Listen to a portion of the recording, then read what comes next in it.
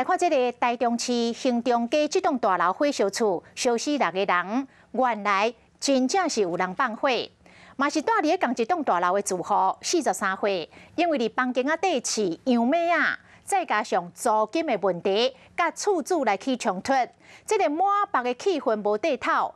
因为厝主就住伫2楼，伊竟然就伫2楼来点火。因为这个厝主平常时会做资源回收，囤大量的回收物。结果，这个火势烧起来袂收山，伊看代志大条，赶紧爬咧弄。伊真疼惜这只养马仔，嘛死伫咧火场。伫今年1月时，地先生带饲的羊仔阿弟仔出来散步，羊仔的模样真古锥。不过想袂到，即摆兴中街6个人死亡的大火，阿弟仔嘛互烧死。因为大楼内底无监视器，强调附近的监视器了后。发现陈先生一离开大楼，就发生火警，嫌疑上大。影像调阅与相关的证据的这一个查处，发现郑姓嫌犯设有动机。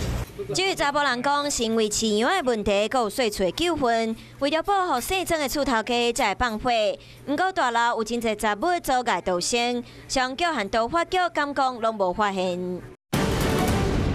这个通道有做阻碍的情形哦，被隔间的情形，这个我们会通报主管单位啊，这个主管单位就是都发局嘛。因为他在108年歇业，所以就没有来继续做公安申报。如果是违反使用用途的话，我们会依照建筑法73条来做一个裁罚。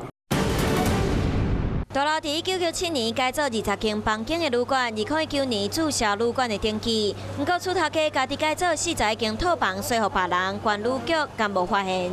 他如果不是旅馆，他的对口其实不是我，他的全馆他也不会跟我申请。所有过去做过消防安检，然后但是后续没有继续追踪的，还有过去撤销过这个旅宿业者登记的，都应该要进一步的追查彻查。市府决定自2025年开始，6楼以上无达到16楼的公寓，拢必须完成公安申报，防止悲剧再发生。不过，这摆大火大走6条人命，自头到尾拢无一个单位会当负责任，这嘛，互死者、伤者家属有住户拢无法度接受。